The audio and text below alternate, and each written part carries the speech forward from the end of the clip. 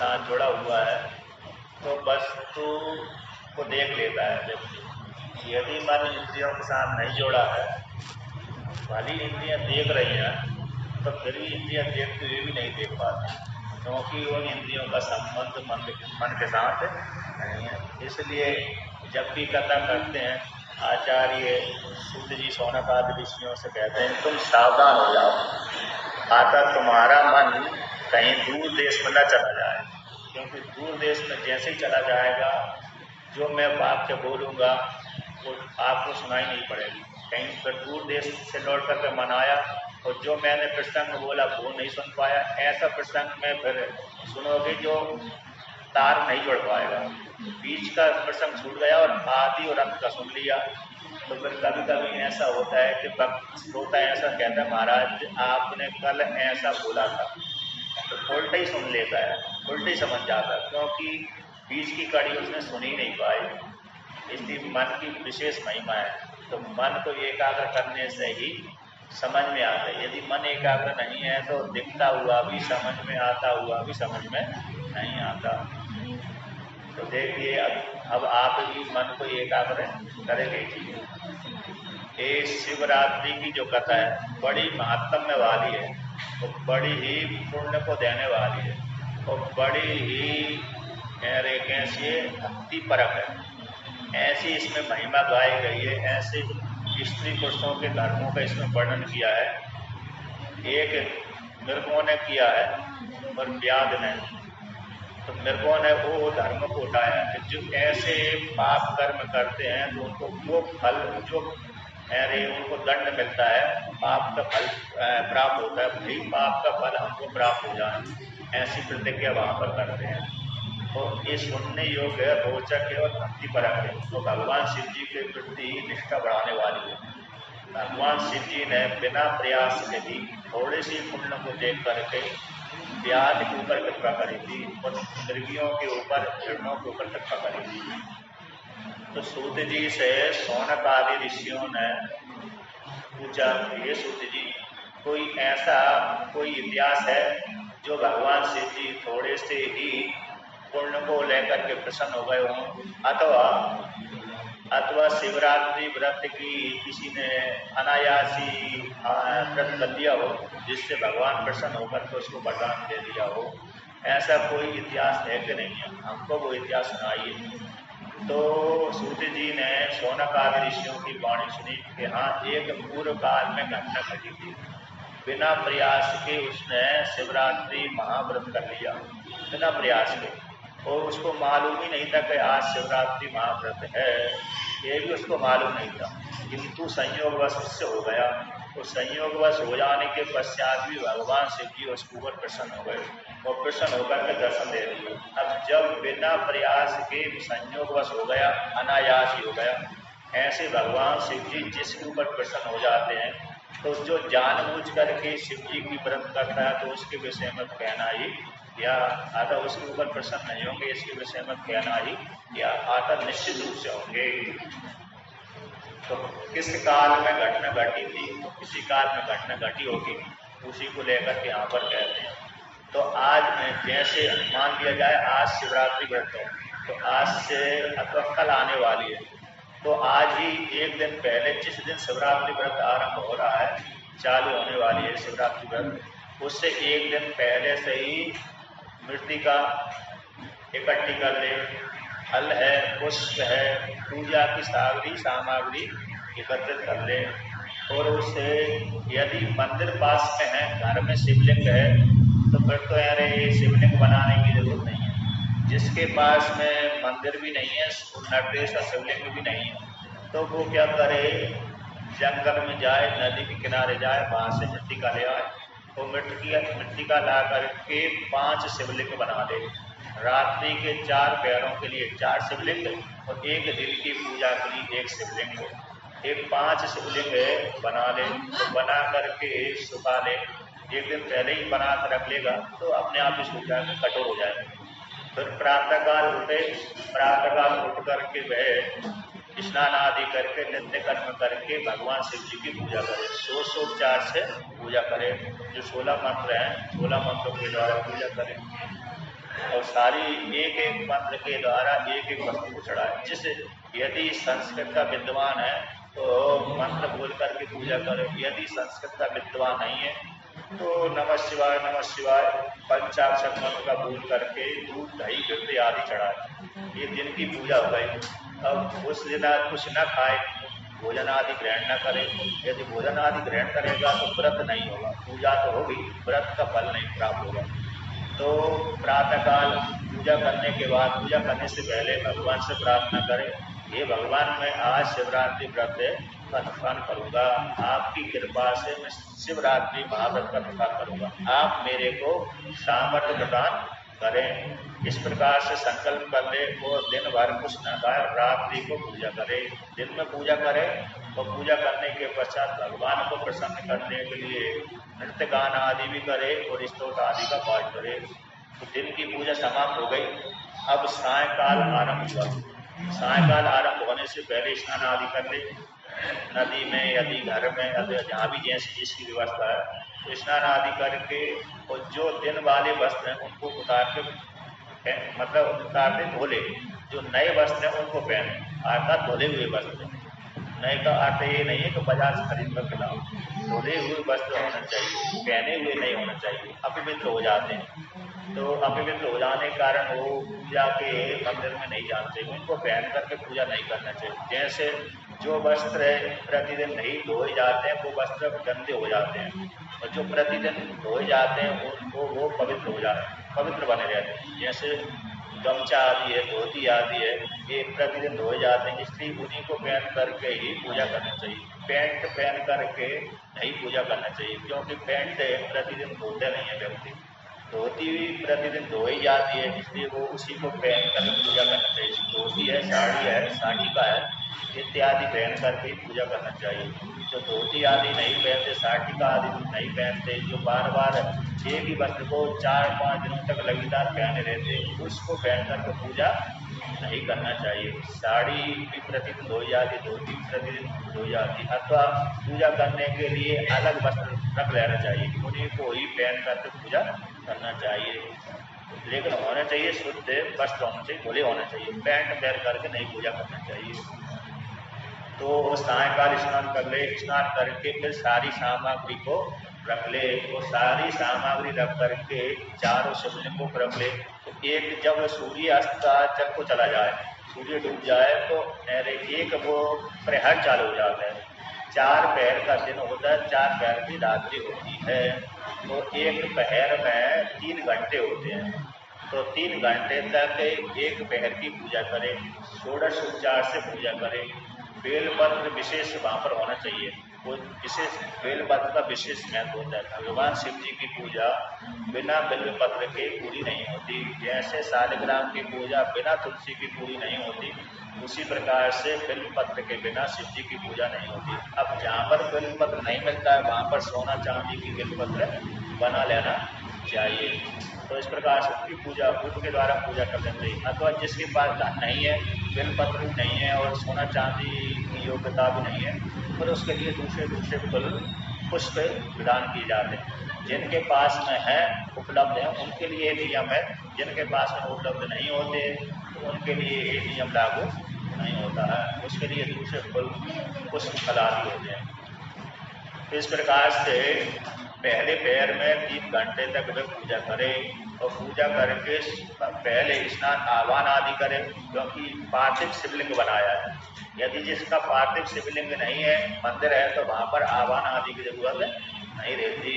तो वहाँ पर तो सीधा भगवान पहले से ही विराजमान है। प्रणाम किया, उनके चरणों को धुलाया, तो चरणों को धुलाने के पश्चात फिर उनके चरणों को पहुँचा आदि अर्घ्यपाद आदि दिया, फिर उनको सीधा जल के द्वारा स्नान कराया सबसे पहले। फिर जल के बाद दूध, दही, घृत, शक्कर, फिर पंचामृत, फिर पंचामृत के बाद फिर शुद्ध स्नान। शुद्ध स्नान के पश्चात फिर भगवान शिव जी को वस्त्र पहनाया।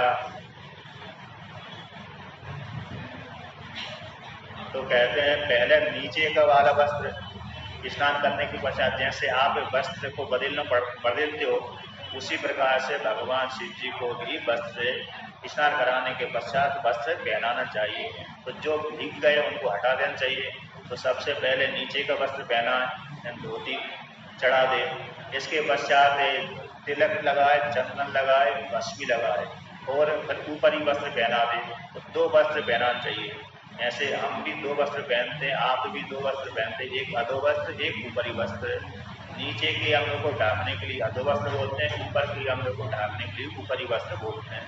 तो 2 वस्त्र एक पूजा में पहनाना चाहिए शिव जी को।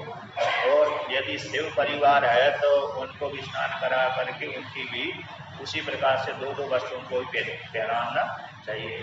यदि जो गरीब है तो फिर उसके लिए कलेवा आदि चढ़ा देना चाहिए। यदि गरीब नहीं है, अमीर है, तो उसके लिए निश्चित रूप से चालाकी न करके 2-2 वस्त्र पहनाना चाहिए। जितना भी परिवार है, 4-5 तो होती है मूर्ति वहाँ पर, तो 4-5 परिवार को सारे जो भी परिवार है उनको 2-2 वस्त्र पहनाना चाहिए। तो पहनाने के पश्चात फिर भस्मी है, पुष्प है, फल है, इनके द्वारा चढ़ा करके श्रृंगार करके चंदन आदि लगा करके जनेऊ पहना करके फिर नारियल भी चढ़ाना चाहिए, फिर भोग लगाना चाहिए। नैवेद्य का भोग लगाना चाहिए। उसमें से फल भी आ जाते हैं, अरे काजू किशमिश भी आ जाती है, भोग भी आ जाता है। इसको चढ़ाना चाहिए। फिर आरती कर देना चाहिए। आरती के बाद फिर अरे पान आदि मुख शुद्धि के लिए भोजन के बाद मुख शुद्धि के लिए पान दे देना चाहिए, लौंग इलायची वाला। जर्दा को नहीं मिलाना चाहिए। कहते जर्दा को जो मिला के देता है वो गरीब हो जाता है। जो जर्दा के साथ पान को सम्मत बनाकर खाएगा वो गरीब हो जाएगा, ये श्रापित है। जर्दा के साथ कभी भी पान को साथ संबंध बना करके नहीं खाना चाहिए। और जर्दा खाने वाले जर्दा भी नहीं खाना चाहिए। जो जर्दा खाता है वो वर्तमान काल में यदि गरीब नहीं हुआ तो भविष्य में गरीब हो जाएगा। भविष्य में गरीब नहीं हुआ तो अगले जन्म में उसका लड़का गरीब हो जाएगा। लड़का गरीब नहीं हुआ तो अगले जन्म को गरीब घर में पैदा होगा। जो जड़ता को खाता है, गुटखा खाने वाला व्यक्ति होता है, उसके लिए ये श्राप है कि या तो वो धीरे धीरे से गरीब की ओर चला जाएगा, घाटा लगता रहेगा उसका, अथवा वो घाटा को प्राप्त नहीं हुआ तो उसका लड़का घाटे में चला जाएगा। लड़का और दोनों घाटे नहीं हुए तो अगले जन्म को गरीब के घर में पैदा होगा। और इस प्रकार से जर्दे के नुकसान है। और जर्दा पान के साथ मिला के खाता है तो वो भी गरीब की ओर ले जाता है। यदि ऐसा सूखा पान खाएंगे उसमें मिला करके लौंग इलायची मिला करके तो शुभ का हेतु होता है। देवताओं ने पान को मुख शुद्धि के लिए स्वीकार किया। रात्रि को भी निषेध किया गया। रात्रि को कत्था आदि मिला करके नहीं खाना, चूना आदि मिला कर नहीं खाना चाहिए। दिन के लिए विधान किया गया। तो इस प्रकार से तो यहाँ पर भोजन करने के बाद मुख शुद्धि के लिए लौंग इलायची वाला पान देना चाहिए बिना जर्दा के। इसके बाद फिर शिव जी की आरती करना चाहिए। आरती करने के पश्चात फिर पुष्पांजलि, फिर क्षमा याचना, फिर विसर्जन कर देना चाहिए। और उस काल में पूजा करने से पहले ब्राह्मणों के लिए दान, मैं इतने ब्राह्मणों को भोजन कराऊंगा। रात्रि को तो ब्राह्मण भोजन करने नहीं आएंगे, ना वो आएंगे। दिन को भोजन करा देना चाहिए। उस दिन अगले दिन नहीं करा सके तो दूसरे दिन, तीसरे दिन जैसे ब्राह्मण आ जाए उसी प्रकार से भोजन करा देना चाहिए। विशेष रूप से वहाँ पर सन्यासियों का वर्णन आता है। सन्यासियों को भोजन करा, जो शिव जी के भक्त हैं उनको भोजन कराए, तो शिव जी के भक्त हैं उनको भोजन कराए और सन्यासियों को भोजन कराए। इस प्रकार से। और ब्राह्मणों को मैं इतना दान दूंगा ऐसा ही संकल्प कर ले। एक पूजा में इतने ब्राह्मणों को भोजन कराऊंगा, दान दूंगा, ऐसा संकल्प कर ले। एक पैर की पूजा में, दूसरी पैर की पूजा में भी उसी प्रकार संकल्प कर ले, तीसरी पूजा में भी उसी प्रकार से, चौथी पूजा में भी उसी प्रकार से। यदि सामर्थ्य है तो, ये सामर्थ्य वालों के लिए है, बिना सामर्थ्य वालों के लिए नहीं। बिना सामर्थ्य वाले तो पूजा कर सकते हैं। इस प्रकार से एक पैर की पूजा 3 घंटे की रहेगी। 3 घंटे तक पूजा करें। पूजा करने के पश्चात ये शिव जी जो महात्म है, शिवरात्रि व्रत का महात्म, वो भी श्रवण करें। वो श्रवण करने के पश्चात फिर सोना, एक पूजा करके सोना नहीं चाहिए। तो कहते हैं फिर दूसरा पहर चालू हो जाता, फिर दूसरी पूजा करें, फिर दूसरा महात्म श्रवण करें, फिर तीसरा पहर चालू हो जाता है, तीसरी पूजा करें, फिर महात्म श्रवण करें, फिर चौथा पहर चालू हो जाता है, चौथी पूजा करें और महात्म श्रवण करें। फिर दिन हो जाता है। चौथी पूजा का महात्म श्रवण करते करते, मतलब पूजा करते करते दिन उदित हो जाता है उस काल में। तो पुनः यानी स्नान करने जाए, स्नान करके पुनः शिव जी की पूजा करे और पूजा करके फिर जो गलती आदि हो गई उसको क्षमा याचना मांगे और विसर्जन कर दे। और जो पूजा की सामग्री है वो नदी में, तालाब में, वृक्ष के किनारे में जहाँ पर पैर न पड़े वहाँ पर छोड़ दे। ऐसे शिव महिमन जो उत्पन्न हुआ है उसको दत्ताचार्य ने गाया है, इसी दोष को निवृत्ति करने के लिए गाया, क्योंकि उन्होंने अपने शिव जी का निर्माल को पैर के नीचे रख दिया था, पैर के नीचे आ गया था। जैसे हम कभी मंदिर में जाते हैं, चाहे शिव जी के मंदिर में जाते हो, चाहे विष्णु भगवान के, चाहे दुर्गा जी के, चाहे गणेश जी के, तो कभी कभी शिव जी के मंदिर में थोड़ी चादर बिलपत्र आदि फैले रहते हैं। अन्य मंदिरों में इतने पुष्प आदि नहीं चढ़ते, लेकिन शिव जी के मंदिरों में पुष्प आदि ज्यादा चढ़ाते हैं। तो वो निर्माल्य लातों में जाते हैं, तो जो निर्माल्य लातों में जाते हैं उससे हमको पाप रूप फल की प्राप्ति होती है, तो उससे बचना चाहिए। अर्थात निर्माल्य के ऊपर तो पैर नहीं रखना चाहिए, बचा के चलना चाहिए। यदि रखा गए तो फिर भगवान शिव जी का पंचाक्षर मंत्र का जाप कर ले प्रायश्चित के रूप में, जिससे पाप की निवृत्ति हो जाएगी। तो इस प्रकार से 4 पैर की पूजा, और पूजा के बाद नृत्य आदि का ही गान करना चाहिए, स्तुति आदि का पाठ करना चाहिए, और कहते हैं गीत भी गाना चाहिए, भक्ति वाले गीत भी गाना चाहिए, जिससे भगवान शिव जी प्रसन्न हो जाते हैं। तो इस प्रकार से 4 पैर की पूजा करें। अब यहाँ पर सूत जी ने पूछा कि किसने किस काल में किसने पूजा करी, तो पूजा कर जो शिवरात्रि के व्रत किया है किसने किया है, उसका हमको महात्म का श्रवण कराइए। जिसने अनायास पूजा करके शिव जी को प्राप्त कर लिया, तो वो हम कुछ इतिहास को श्रवण करना चाहते हैं, ऐसा सूत जी से पूछा। तो सूत जी कहते हैं, हाँ मैं एक इतिहास को तुमको सुनाता हूँ, तुम सावधान होकर के श्रवण करिए। जिसने महाशिवरात्रि व्रत बिना जानकर किया था उसको इसकी इतने बड़े फल की प्राप्ति हो गई। तो कहते हैं कौन से देश में घटना घटी, राजस्थान में ही वो घटना घटी। तो कहाँ पर घटी, राजस्थान में अर्बुदाचल पर्वत के ऊपर घटी। अर्बुद नाम का नाग उस पर्वत को लेके आया था, हिमालय के पुत्र को लेके आया था। तो अचलेन पर्वत, उस पर्वत को लाने वाला, वो पर्वत का नाम है मैनाक। मैनाक पर्वत को लेकर के आने वाला अर्बुद नाम का नाग, उसने वशिष्ठ भगवान से कहा कि इस पर्वत को जब मैं लेके चलूंगा तो मेरे नाम से ख्याति को प्राप्त हो, तो तब तो मैं लेके चलूंगा। तो वशिष्ठ भगवान ने उससे कहा तुम्हारे नाम से ख्याति को प्राप्त होगा ये भविष्य में। तो अर्बुद नाम का नाग उसको लेकर के आया, इसी अर्बुदाचल पर्वत को कहलाया।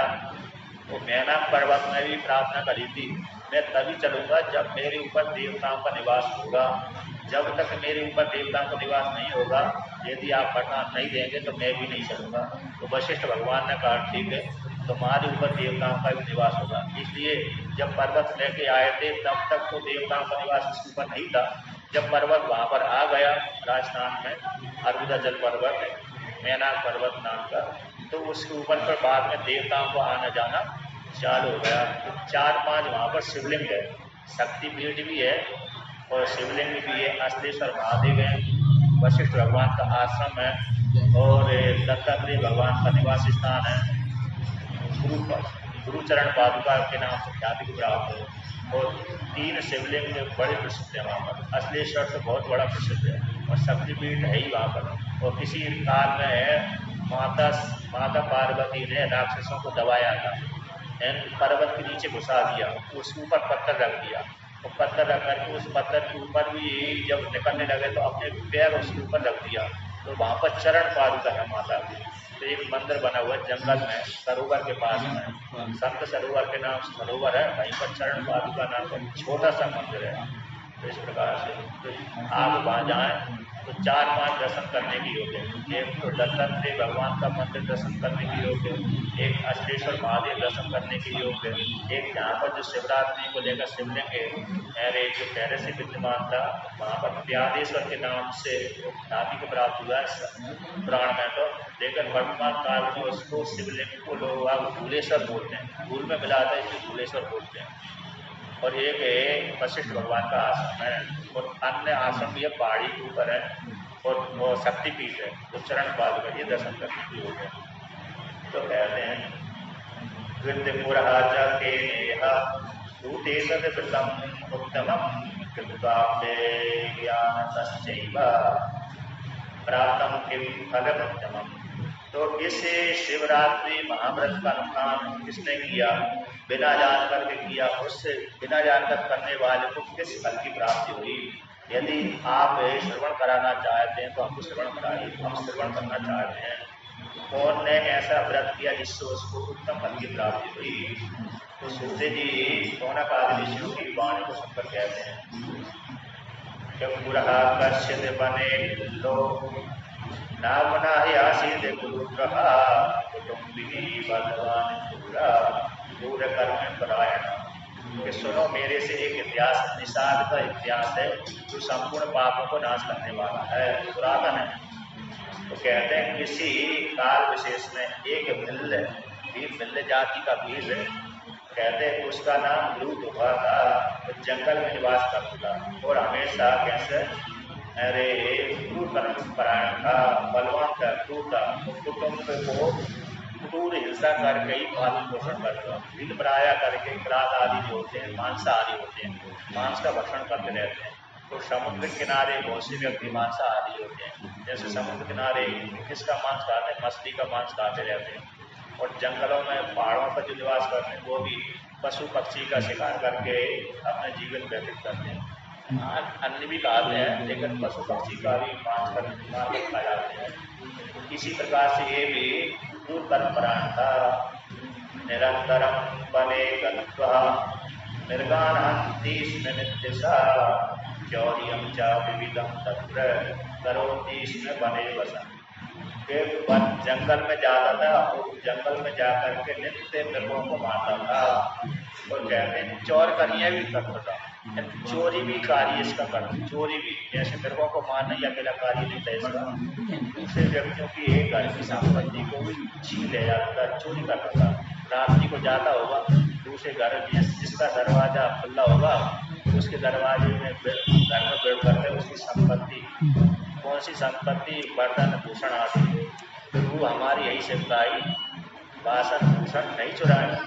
हमारी तो यही सेवा है कि हम आपके जो बर्तन आदि को नहीं चुराएं, जितनी आपकी सेवा स्वीकार कर लीजिए, नहीं तो आप समझ जाएंगे, हो सकते हैं आप खाने पीने का जो भी बर्तन होगा वो चला जाएगा। तो ऐसा भगवान राम जी से भीलों ने यही कहा था कि आपके बर्तन नहीं चुराएंगे और कुछ नहीं और चुराएंगे, वस्त्र आदि नहीं चुराएंगे, यही हमारी सेवा कर लीजिए, मान लीजिए, इसी सेवा को स्वीकार कर लीजिए। राम जी ने प्रसन्न हो गए उनके ऊपर। वहाँ पर तो वो भील आदि है ना, राम जी को जंगल में जाते तो भील और फल है, फूल है और विभिन्न प्रकार की औषधियाँ भगवान को लाकर देते थे। भगवान राम जी फूलों से भगवान शिव जी की पूजा करते थे और आहारों को भी भगवान शिव जी का भोग लगा करके स्वयं खाते थे। ऐसे वो भील ऐसे नहीं थे कि ये तो कही गई है, हंसी की बात कही गई है, लेकिन वहाँ पर भील पड़े, भगवान राम जी की 12 वर्षों तक भीलों ने बहुत सेवा करी है। आकर बहुत जंगल से जाते थे, फल फूल लेकर के आते थे। तो यहाँ पर कहते हैं इस जो बिल्ले में है बालक से लेकर के जब तक जो रहा, जब तक भगवान शिव जी के दर्शन नहीं हो तब तक हिंसा कर्म ही करता था और चोरी आदि कार्य करता था, विशेष रूप से हिंसा कर्म करता था। कदाचित् शिवरात्रिश्च प्राप्तासि तत्र शोभनः न पुरात्मा जानाति महद्वने निवासते। किसी काल विशेष में महाशिवरात्रि व्रत पड़ा, वह भिल्ल जानता नहीं था, यद्यपि भील भी जानते थे कि आज शिवरात्रि का दिन है, आज एकादशी है, आज द्वादशी है, ये जानते थे। क्यों, कैसे जानते थे, उनका भी गणित तेज था, उनका भी गणित कमजोर नहीं था, वो भी जानते थे। तारे को देख करके, नक्षत्रों को देख करके, अथवा ऋषि मुनि घूमते रहते थे, उनसे ब्राह्मण आदि घूमते रहते वहाँ पर, उन सबसे जान लेते थे। और उनके मध्य में भी उनकी जो स्त्रियाँ आदि पुरुष आदि है वो भी जानकार होते थे, क्योंकि बहुत सी भीलों की पत्नियां पातिव्रत धर्म से संपन्न रही है, अतिथि सेवा सत्कार से संपन्न रही थी। पीछे की घटना सुनाई थी, तो वो स्त्री पातिव्रत धर्म से भी युक्त थी और अतिथि सेवा सत्कार से भी युक्त थी। उसने भगवान शिव जी को प्रसन्न कर दिया अतिथि सेवा को लेकर। इसलिए भील जाति भी धार्मिक होती थी, वो तिथियों आदि तो उसको गणना रहती थी। कभी कभी कोई नहीं भी रहता था तो यहाँ पर कहते जंगल में निवास करने के कारण ये नहीं जानता था कि आज ये शिवरात्रि का व्रत है, यदि मिला नहीं होगा किसी से वहां पर। तो एक समय लोग मात्रा स्त्रिया तथा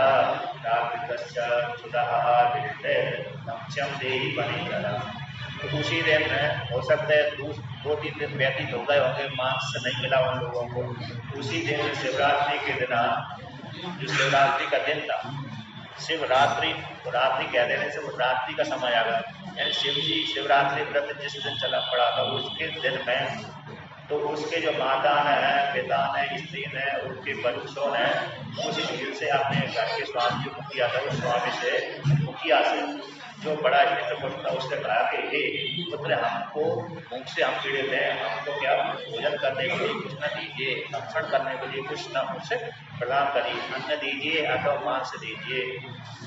इस प्रकार से हे वनेचर, वन में विचरण करने वाले वनेचर, हम कैसे क्षुधा से पीड़ित हैं, हो चुके हैं, इसलिए बड़ी भूख लग रही है, हमको भोजन दीजिए। इस प्रकार से माता ने भी उससे कहा, पिता ने भी उससे कहा, उसकी पत्नी ने भी कहा, उसके पुत्रों ने भी उससे कहा, हे पिताजी हमको भोजन दीजिए।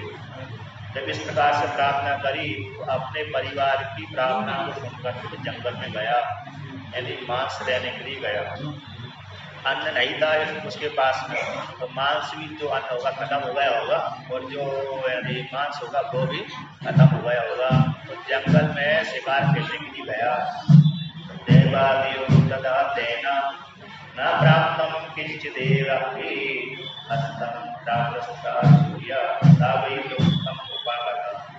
तो जब गया होगा तब से लेकर के सूर्य भगवान अस्ताचल को करेगा, तब तक उसके बीच के समय में उसको एक भी जानवर नहीं मिला।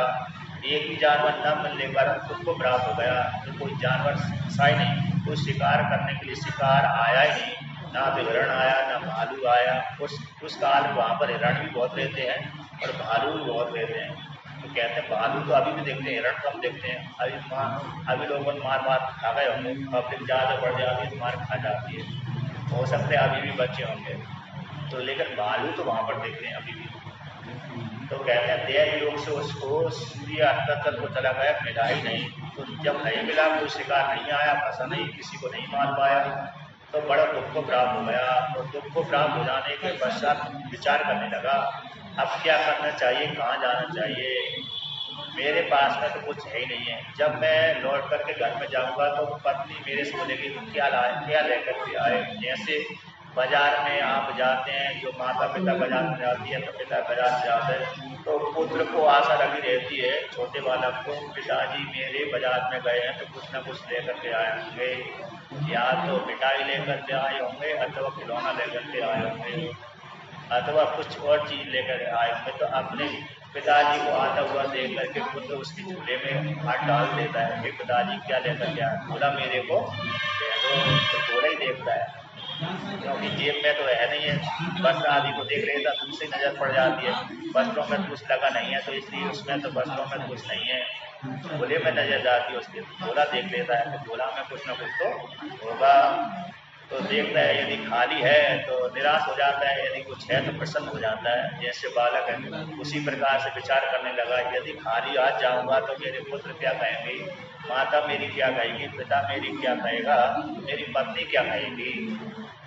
मदीयम बेहि कलत्रम च तस्य किंचित भविष्यति किंचित प्रीत्वा हि मया गंतव्यम न कथा भवेत्। तो मेरे पिता मेरे को अन्न मांगेंगे, माता मेरी अन्न मांगेगी, मेरे पुत्र मांगेंगे, पत्नी मांगेगी, तो उनको मैं क्या जवाब दूंगा, कुछ मिला ही नहीं। अब मैं बिना खाली हाथ नहीं जाऊंगा, तो कुछ न कुछ लेकर के तो जाना चाहिए। जैसे मनुस्मृतिकार कहते हैं, रिक्त अस्तन राजानम देवता को, ये मनुस्मृति का वाक्य है, खाली हाथ इन लोगों के पास में नहीं जाना चाहिए। किनके पास में खाली हाथ नहीं जाना चाहिए, राजा के पास में खाली हाथ ना जाए, देवता के पास में खाली हाथ ना जाए, गुरु के पास में खाली हाथ ना जाए। आता कुछ न कुछ, राजा के पास में जाए तो कुछ भेंट लेकर के जाए, मंदिर में जाए तो कुछ पुष्प है, फल है, अन्य अन्य चीज़ है वो लेकर के जाए। गुरु के पास में जाए तो अन्न को लेकर जाए, पुष्प लेकर जाए, फल फूल आदि लेकर के जाए, बिना खाली हाथ न जाए। अब जो प्रतिदिन आता है तो प्रतिदिन कहाँ से लाएगा, लेकिन जो महीना भर में जा रहा है, साल भर में जा रहा है, अथवा 8 दिन में जा रहा है, उसके लिए नियम है तो कुछ ना कुछ तो लेकर के जाए। और जो गरीब है तो वो श्रद्धा से जाए, पुष्प ले जाए। तो पुष्प के लिए ही संपत्ति नहीं है तो श्रद्धा ही उसकी कुछ न कुछ वारी है कि श्रद्धा से गया है, सेवा करने के लिए गया। इस प्रकार से जैसे मंदिर आदि में जाते वहाँ पर अरे कुछ ना कुछ करते रहना चाहिए, आगे सफाई करते रहना चाहिए, फूल पत्र पुष्प आदि पूजा के लिए तोड़ देना चाहिए, जिस प्रकार से भगवान प्रसन्न हो जाए। तो इस प्रकार से खाली हाथ नहीं जाना चाहिए। ये मनुस्मृति का मनु महाराज कहते हैं। उसी प्रकार से मनुस्मृति इसको याद थी, आता भी पड़ा था कि खाली हाथ लौट कर नहीं जाना चाहिए। यदि खाली हाथ लौट करके जाऊंगा तो मेरी माता पिता पुत्र पत्नी मांगेगी क्या लेके आए, क्या स्वामी क्या लेके आए, पिताजी क्या लेके आए, ये पुत्र क्या लेके आए। मैं हम लोगों को बड़ी भूख लगी है, जल्दी दो जल्दी दो। तुम्हारा कर्तव्य है, तुम्हारा कर्तव्य। हमने तुमको पैदा किया, पैदा करने के बाद हमने तुमको जवान तक पालन पोषण किया, जितने तक पिता का और माता का कर्तव्य। अब जवान हो गया, जवान होने के बाद फिर एक पुत्र का कर्तव्य माता और पिता के प्रति हो जाता है। जब तक पुत्र जवान नहीं होता तब तक के माता पिता का कर्तव्य रहता है पुत्र का पालन पोषण करना। जब पुत्र जवान हो जाता है, विवाह आदि कर देता पिता, उस काल से विवाह जिस दिन से चालू हुआ हो गया, उसी दिन से पुत्र का कर्तव्य चालू हो जाता है। पिता माता का कर्तव्य समाप्त है, उसी दिन से समाप्त हो जाता है। फिर पुत्र को ही अपने माता पिता के प्रति कर्तव्य करते रहना चाहिए। धन ला करके देना चाहिए, भोजन पाने की, भोजन जल आदि की व्यवस्था करना चाहिए। तो इसी प्रकार से मेरा कर्तव्य है, मेरे पुत्रों को मैं पालन करूँ, पत्नी का पालन करूँ और माता पिता का मैं पालन करूं। तो बिना पालन किए बिना खाली हाथ जाऊंगा तो वो मर जाएंगे, अगर भूखे झूठ से तड़पेंगे, क्या उत्तर दूंगा यदि खाली हाथ और करके नहीं जाऊंगा। इस प्रकार से विचार करके निश्चय करके, तो जहाँ पर वो शिकार खेल रहा था वहीं के पास एक तालाब था। तालाब विचार किया कि दिन भर तो कोई जानवर आया नहीं इस तालाब के पास में, रात्रि को निश्चित रूप से कोई ना कोई जानवर आएगा, क्योंकि दिन भर पानी नहीं पीगा तो रात्रि को बहुत प्यास लगेगी व्यक्ति को। दिन को डर के कारण जानवर नहीं आता पानी जल के नजदीक में, क्योंकि आम मनुष्य रहते हैं, आम मनुष्य मार सकते हैं, इसलिए जानवर मनुष्यों के डर के मारे दिन को नहीं आते। रात्रि को तो उनको बह नहीं देते, वो जानते कि रात्रि को तो सारे मनुष्य भाग जाते हैं, अपने अपने घरों में सो जाते हैं। इसलिए रात्रि को जानवर जल पीने के लिए तालाबों के पास में, नदी के पास में, झरनों के पास में जाते हैं। तो उसने विचार किया दिन भर तो कोई नहीं आया, रात्रि को निश्चित रूप से कोई ना कोई जानवर तो आएगा, उसी जानवर को मैं मारूंगा और मार करके फिर अपने घर में ले जाऊंगा, पुत्र पत्नी आदि को दूंगा। ऐसे जान करके वहीं पर एक वृक्ष था और वृक्ष के ऊपर चढ़ गया। वो वृक्ष वो बिल्व का वृक्ष था, तालाब का किनारा था और तालाब के किनारे ही एक वृक्ष से लगा वृक्ष का था, पेड़ था, वो बड़ा था, उसके ऊपर चढ़ करके बैठ गया। तो कहते खाली हाथ नहीं बैठा, जल भर करके बैठा। धनुष्मान तो उसके हाथ में थी, वो जल भर करके ले गया। अब जल उसका पास में ऐसा रहा होगा जो थोड़ी सी हल्दी गिर जाए, थोड़ी सी हल्दी उससे पानी जल गिर जाए, ऐसा उसका पात्र था। जैसे मृतिका का पात्र, तो मृतिका का पात्र कैसे होते हैं चौड़े वाले, उससे थोड़ा हलाओ, सावधानी नहीं रही, उसका पानी भी गिर जाता है, घोड़ा भी गिर जाता है। तो ऐसे पात्र में जल भर करके उस वृक्ष के ऊपर, बिल्व वृक्ष के ऊपर चढ़कर बैठ गया और प्रतीक्षा करने लगा कोई ना कोई जानवर तो यहाँ पर आएगा, और जैसे ही पानी पीने आएगा उसी समय मैं अपना कृतकारी कर दूंगा, आदत अपना लक्ष्य पूरा कर दूंगा, उसको मारूंगा, उसके ऊपर बाण मारूंगा, और बाण जैसे मारा तो बाण के द्वारा घायल होकर गिर जाएगा, फिर मैं उसको मार करके अपने घर में ले जाऊंगा। ऐसा निश्चय करके उस वृक्ष के ऊपर चढ़ करके बैठ गया। समारूय स्थितस्तत्र जलमादाय बल्लिका कदा कदा यास्यति कश्चित् नहीं यदः अन्यं हम पुनः। तो कहते हैं जल को लेकर के वृक्ष पर चढ़ गया, जो वृक्ष बिल्व का वृक्ष था, वो कब आएगा जानवर, कब मैं उसको मारूंगा, ऐसा दृढ़ विश्वास करके निश्चय करके उस वृक्ष के ऊपर बैठ गया। अब उसी समय अब सूर्य भगवान तो अस्ताचल तो चले ही गए थे, तो शिवरात्रि का पहला पहर चालू हो गया था। अर्थात हो सकते सूर्यास्त के 1 घंटा और व्यतीत हो गए होंगे, अथवा सूर्य भगवान अस्ताचल को चले गए तो 6, साढ़े 6, 7 बजने लगे, क्योंकि सूर्यास्त 6 बजे उस काल में डूब जाता है। लगभग जो फाल्गुन का महीना शिवरात्रि का व्रत जिस दिन चालू होता है उसके आसपास 6 बजे सूर्य भगवान अस्ताचल को चले जाते हैं और रात्रि को 9 बजे तक वो एक पहर चलता है। उसी काल में 6 बजे अथवा साढ़े 6 बजे अथवा 7 बजे अथवा 8 बजे के बीच में आसपास में एक मिर्ग आ गया, पहले बैठने से चालू का। तो कहते हैं तत्र रात्रौ पटम में यान है मेरे गीत एक समागता साटा चकिता साचा प्रोत्थालम पर्वती तथा।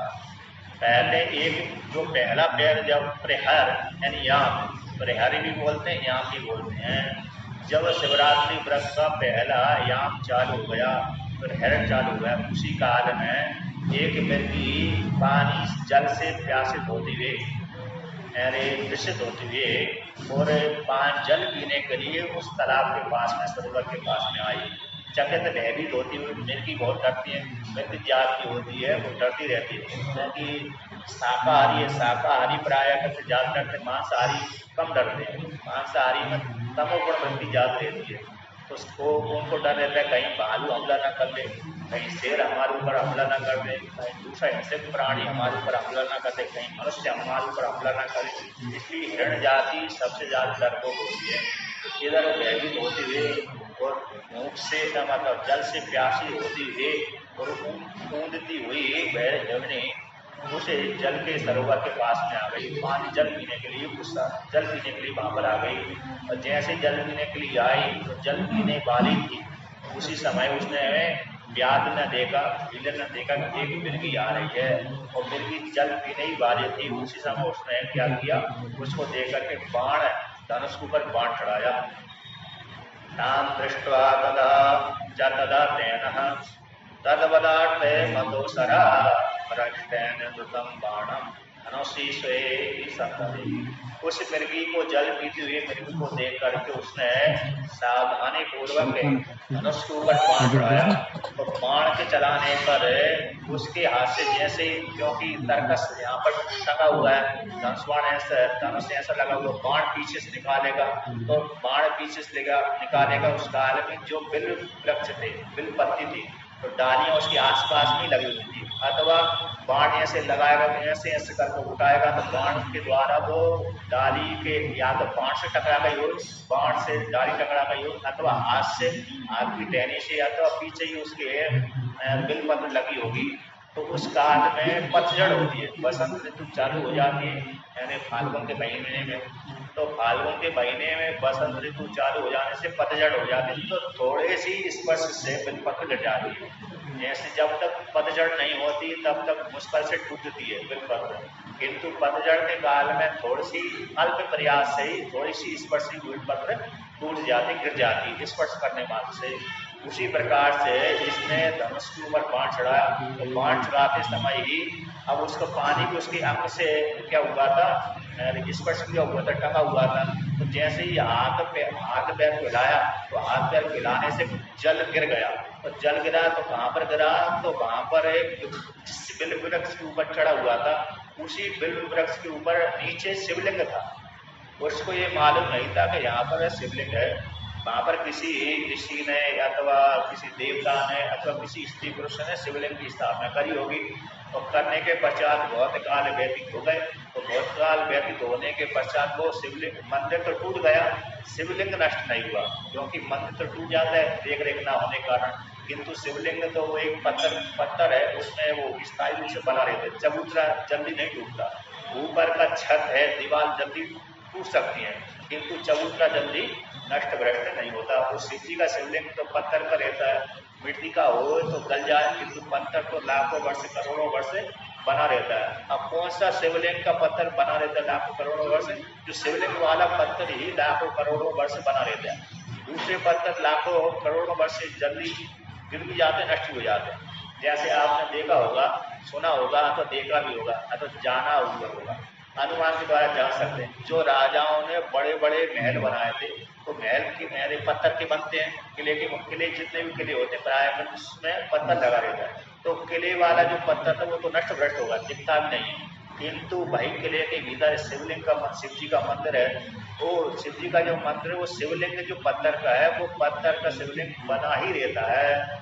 अब वो पत्थर कठोर क्यों हो जाता है कि उसके ऊपर व्यक्ति दूध चढ़ाते हैं, दही चढ़ाते हैं, घृत चढ़ाते हैं, इससे वो उसकी मजबूती हो जाती है, वज्र के जैसा हो जाता है।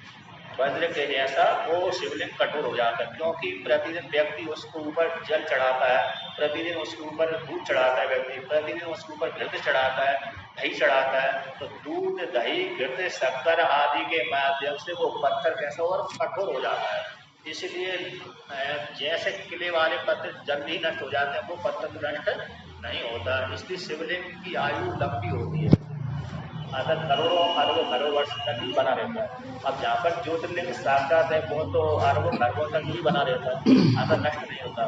क्योंकि शिव ज्योतिर्लिंग है वो एक कल्प में ब्रह्मा जी के एक कल्प में तो बना ही रहता है, दूसरे कल्प में फिर कोई भक्त उत्पन्न होता है, फिर शिवलिंग भगवान शिव जी प्रकट होते हैं। इस प्रकार से शिवलिंग नष्ट नहीं होते, बल्कि अन्य दूसरे पत्थर नष्ट हो जाते हैं, क्योंकि उनकी पूजा आदि होती रहती है। दूध, दही, घृत आदि से कैसे हो जाते हैं, पुष्ट हो जाते हैं, वज्र के समान कठोर हो जाते हैं। तो इस प्रकार से वो शिवलिंग वहां पर पड़ा हुआ था, मंदिर नष्ट हो गया था। अब वो उसको मालूम नहीं था कि मैं जिस वृक्ष के ऊपर पड़ा हुआ हूँ, चढ़ा हुआ हूँ, उसके नीचे शिवलिंग है, शिव जी विराजमान है, और वो शिवलिंग हो सकता है पत्तों आदि के द्वारा दब गया होगा, क्योंकि वो भी जानते हैं शिव जी का मंदिर है, शिवलिंग है, उसके ऊपर नहीं चढ़ना चाहिए। तो इस प्रकार से चढ़ गया। तो जैसे उसने बाण को धनुष के ऊपर रखा, उसी समय उसके हाथ के स्पर्श से जल गिर गया। उसी हाथ के स्पर्श से एक दो बेलपत्र के पत्ते टूट करके शिव जी के ऊपर गिर गए। तो गिरने से एक पैर की पूजा हो गई। इतनी ही गिरना, जल शिवलिंग के ऊपर गिरना, तो शिव जी के ऊपर बेलपत्र गिरना, तो गिरने मात्र से ही जल गिरा, स्नान हो गया, तो पत्र गिरे तो श्रृंगार हो गया। तो भगवान शिव जी ने एक पैर की पूजा उसकी स्वीकार कर ली। तो एक पैर की पूजा स्वीकार करने मात्र से भगवान शिव जी उसके ऊपर प्रसन्न हो गए, आगे उसके पाप गला दिए।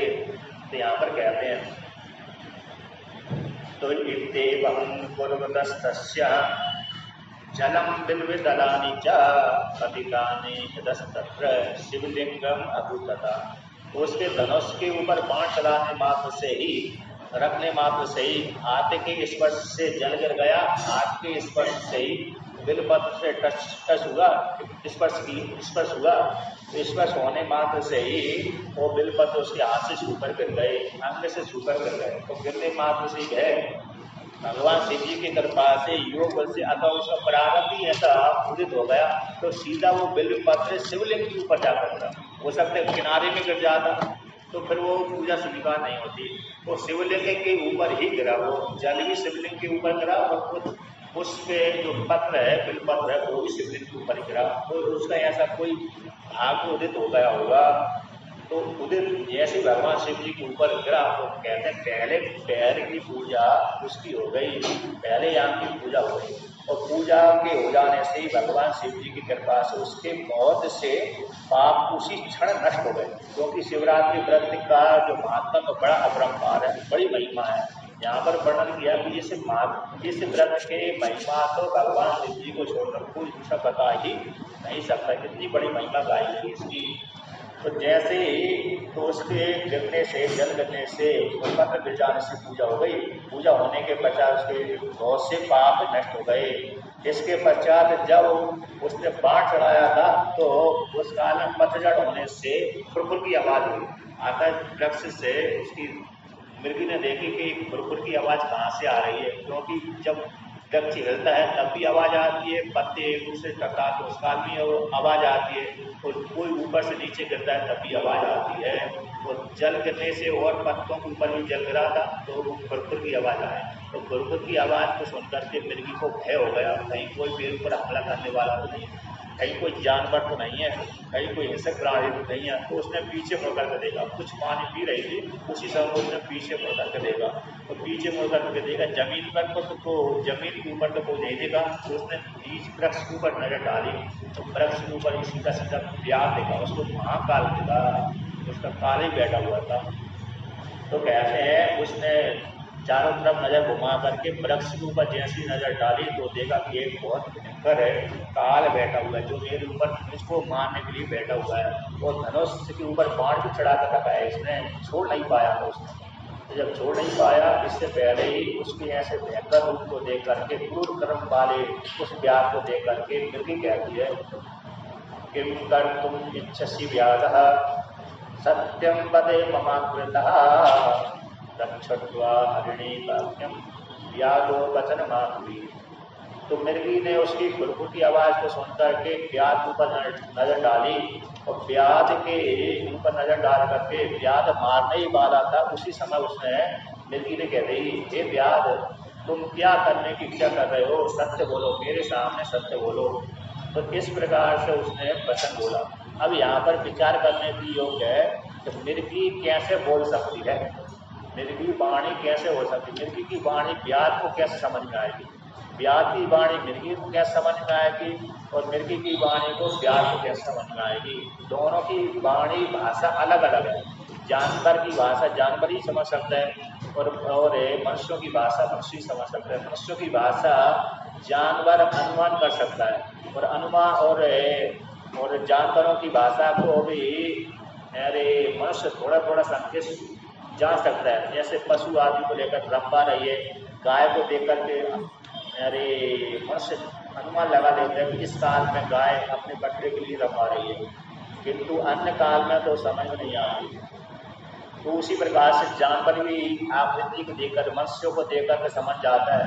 यदि किसी मनुष्य के हाथ में दंड है तो जानवर समझ जाता है कि ये मेरे को मारने के लिए आ रहा है। यदि उसने दंड है लेकिन आंखों को तरेरा नहीं है तो समझ जाते हैं मेरे ऊपर हिंसा करने वाला, मारने वाला नहीं है। यदि उसने दंड भी उठा कर रखा और आंखों में भी उसकी क्रूरता